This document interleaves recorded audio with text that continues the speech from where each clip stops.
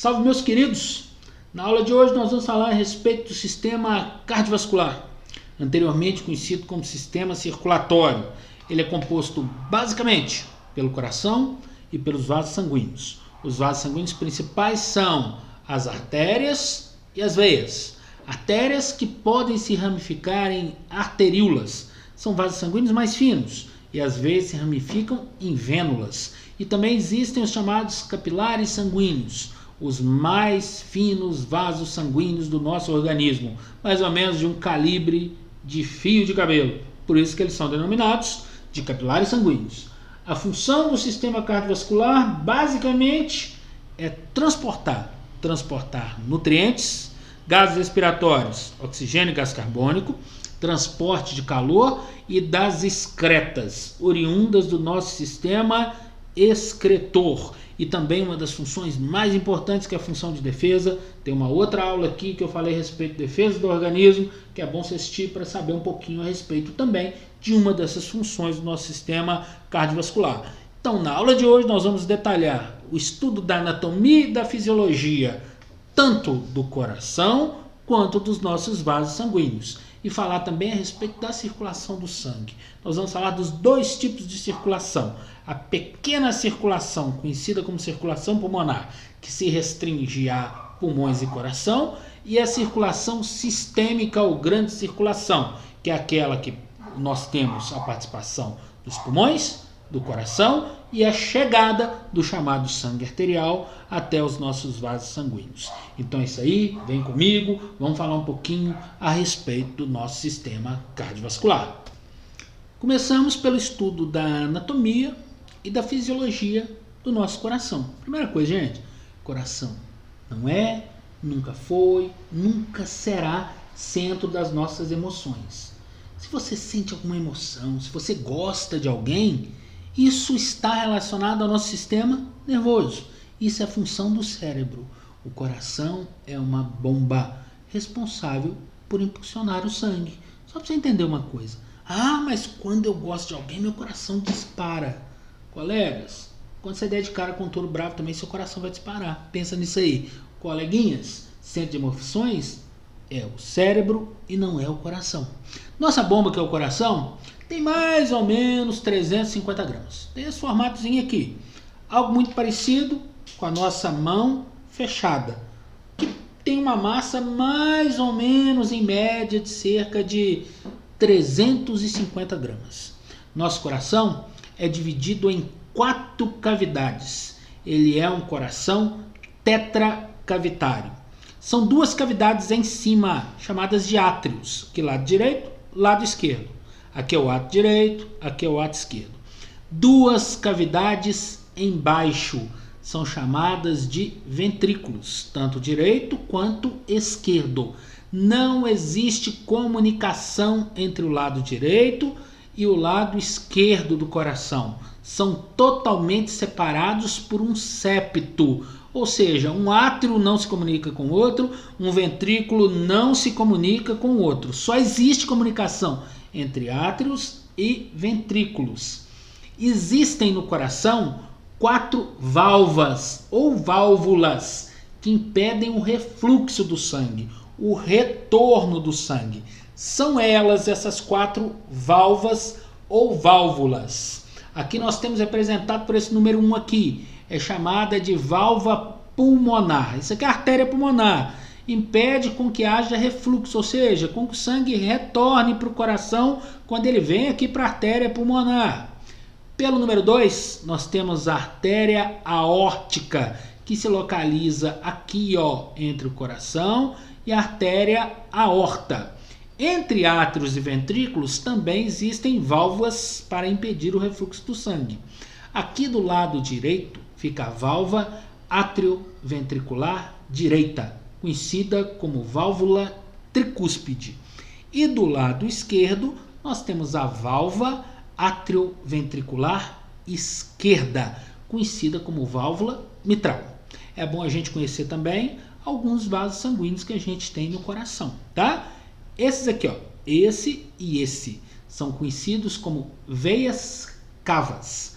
Veia cava superior, veia cava inferior. elas trazem o sangue chamado de sangue venoso para o coração. Aqui nós temos indicada pelo número 2, as válvulas pulmonares, as veias pulmonares, me desculpem. Então aqui a gente tem a veia pulmonar direita ou veias pulmonares direitas e aqui as veias pulmonares esquerda. Aqui indicado pelo número 3, a artéria responsável por levar o sangue arterial do coração para os tecidos do corpo, chamada de artéria aorta. E essa artéria aqui, ó, a de número 4, que leva sangue venoso do coração até os pulmões. Ela é chamada de artéria pulmonar. Então acho que a gente viu a base da anatomia cardíaca. Então vamos entender um pouquinho a respeito desse funcionamento cardíaco. Bem no início da aula, eu falei para vocês a respeito tanto da circulação sistêmica quanto da circulação pulmonar.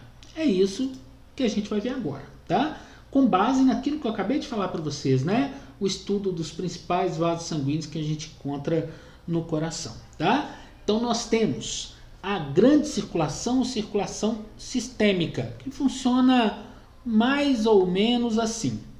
O sangue, depois de oxigenado nos pulmões, um sangue arterial, ele vem por meio das veias pulmonares e chega aqui no coração, no átrio esquerdo. Do átrio esquerdo, esse sangue arterial passa para o nosso ventrículo esquerdo. Aqui do ventrículo esquerdo, ele vai ser impulsionado e sair do coração por meio da artéria aorta, onde ele vai chegar até nossos órgãos, até nossos tecidos, que serão oxigenados. Depois da oxigenação, acontece a pequena circulação ou circulação pulmonar. É quando o sangue agora venoso, um sangue rico em CO2, ele sai dos nossos órgãos e chega ao coração aqui no átrio direito por meio das veias cava, tanto superior quanto inferior. Passa para o ventrículo direito. Após passar pelo ventrículo direito, ele vem pelas artérias pulmonares e chega até os nossos pulmões. Aí nós temos tanto a pequena quanto a grande circulação. Eu te falei que o coração era a bomba, não te falei? Essa bomba, ela, através dos batimentos cardíacos, impulsiona o sangue pelo nosso organismo, tá? E essa musculatura cardíaca que vai estimular os batimentos, ela se denomina miocárdio. Essa movimentação cardíaca, nós podemos dividi-la em duas. São elas: o momento de contração da musculatura, que se chama sístole, e o momento de relaxamento da musculatura cardíaca, que se chama diástole. Daqui a pouquinho, quando eu falar com vocês a respeito dos vasos sanguíneos, eu falo um pouco mais a respeito da pressão arterial, da pressão sistólica e da pressão diastólica. Por enquanto, você só tem que saber o seguinte: quando ocorre contração do miocárdio, você vai chamar de sístole. Quando ocorre relaxamento, você chama de diástole. E é bom você também saber agora. Ô, gente, não significa que o coração entra todo em sístole e depois entra em diástole. Ele não contrai e relaxa. Não é assim que acontece, tá? São movimentos independentes. Olha como que acontece isso. Quando o sangue chega aqui no átrio direito, por exemplo, ele tem que relaxar. Então ele entra em diástole, tá?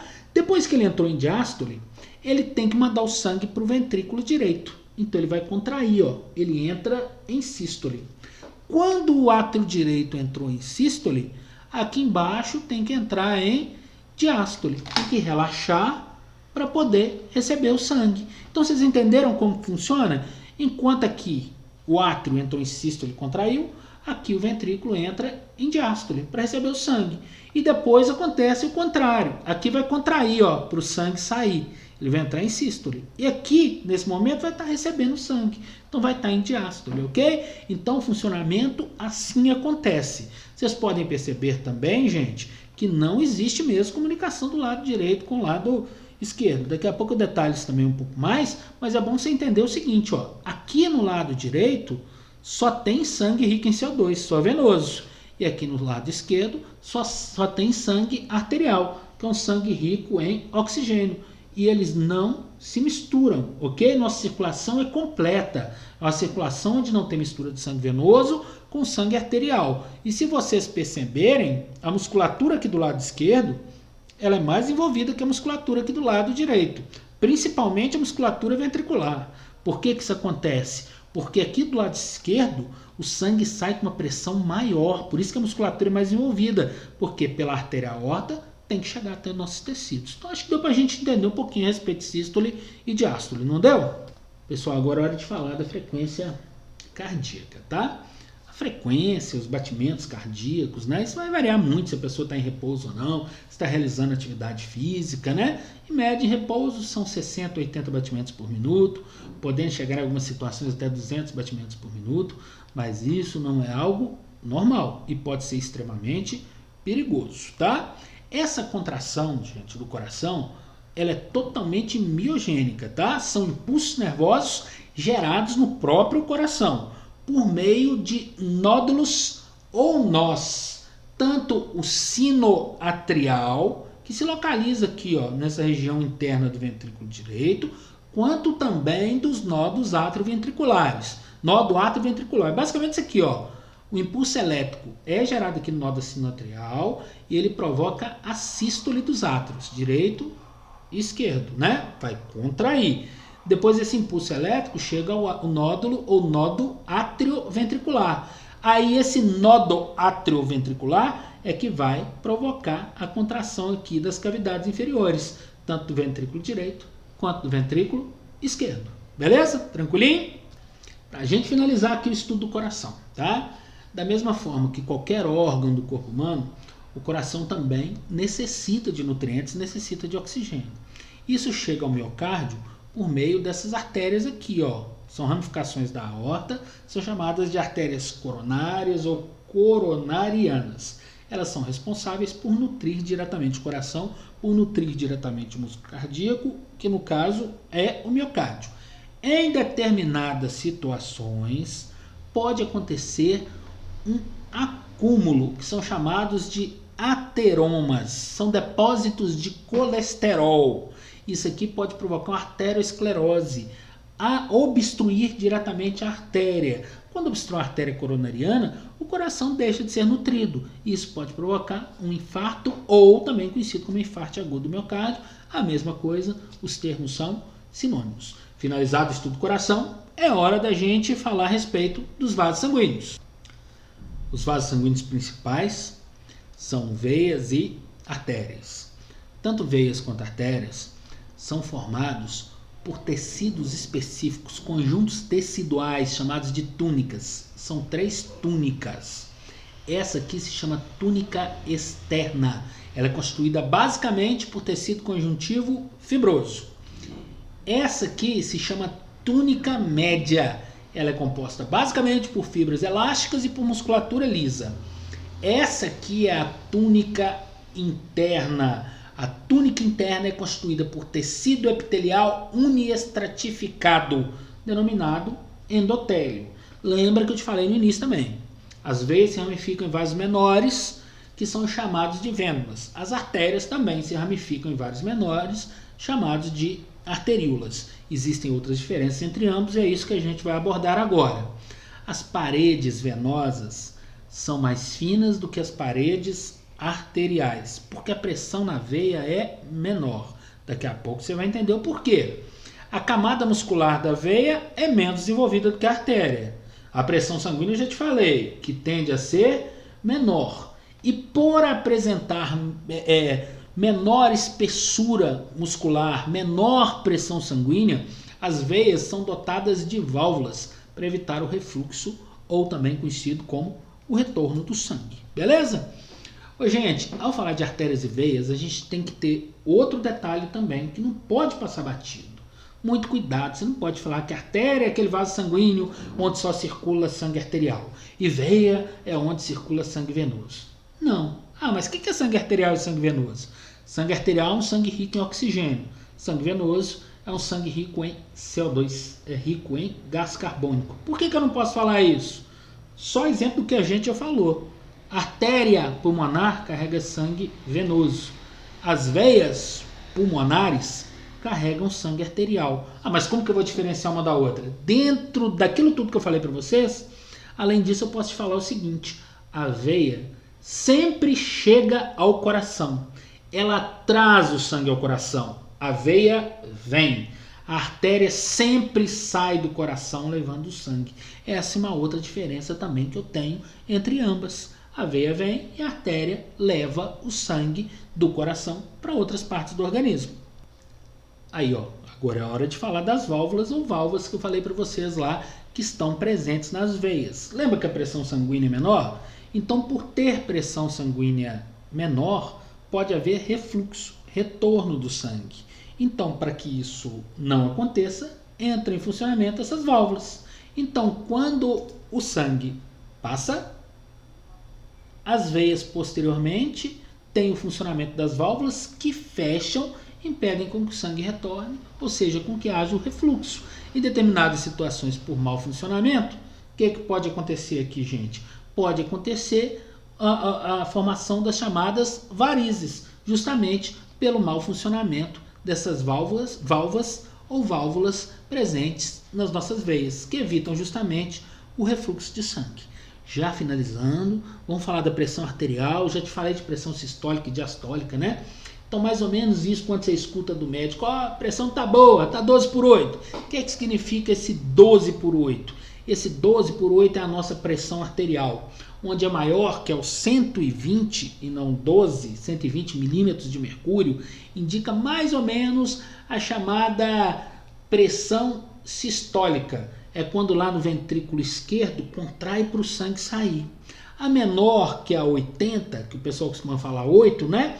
Ela representa o quê? O relaxamento daquele vaso sanguíneo após a passagem do sangue. Então a sistólica é sempre maior do que a pressão diastólica. E é lógico que elas não podem se igualar. Gente, também outro detalhe: você não tira pressão não, tá? Você não mede pressão também não. A pressão arterial é aferida. Que a gente tem uma tabelinha que mostra mais ou menos a média, né? Em que a gente deve encontrar essa pressão arterial em uma pessoa por volta dos 18 anos de idade, de acordo com o terceiro consenso brasileiro de hipertensão arterial. Mais ou menos aqui, ó, entre 130/85, normalzaça. Se ela tiver entre 130 e 139, 85 e 89, ela também é normal, mas só que ela está no limitezinho. Mas se ela já está acima de 140, que a sistólica, que é a maior, e a diastólica está acima de 90, não é algo normal, é hipertensão, tá? É elevação da pressão arterial.